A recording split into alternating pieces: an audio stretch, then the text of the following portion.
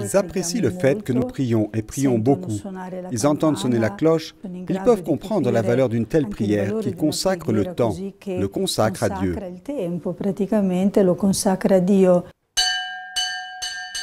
La cloche de la communauté des Sœurs Mariam sonne depuis presque 30 ans à Enarik, un village près de Ramallah, autrefois chrétien mais aujourd'hui presque entièrement musulman. Italienne comme ses 3 autres sœurs, voici la cuisinière du couvent. J'ai préparé un peu de pesto génois avec des courgettes très finement hachées. C'est ma sauce pour les pâtes.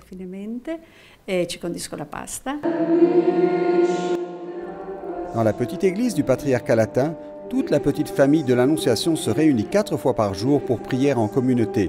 4 sœurs et 2 frères venus ici sur les traces de Don Giuseppe Dossetti.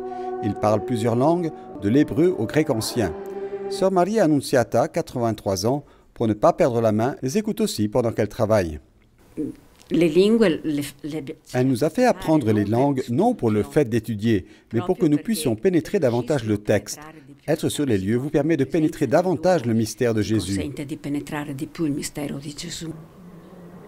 Un mystère incarné qui a amené la communauté à accepter d'être incardinée dans l'église locale, au point de décider de traduire l'ensemble de l'office liturgique.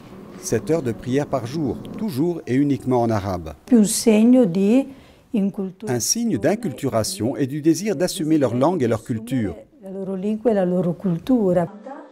La prière est alternée avec le service à la petite communauté catholique du village, soutien pour les études et le catéchisme, et comme cadeau pour la première communion ou la confirmation, un pèlerinage au lieu saint, difficile à visiter pour ceux qui vivent dans les territoires palestiniens.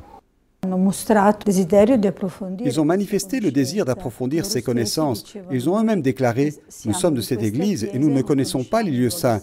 Nous ne connaissons pas nos lieux saints. »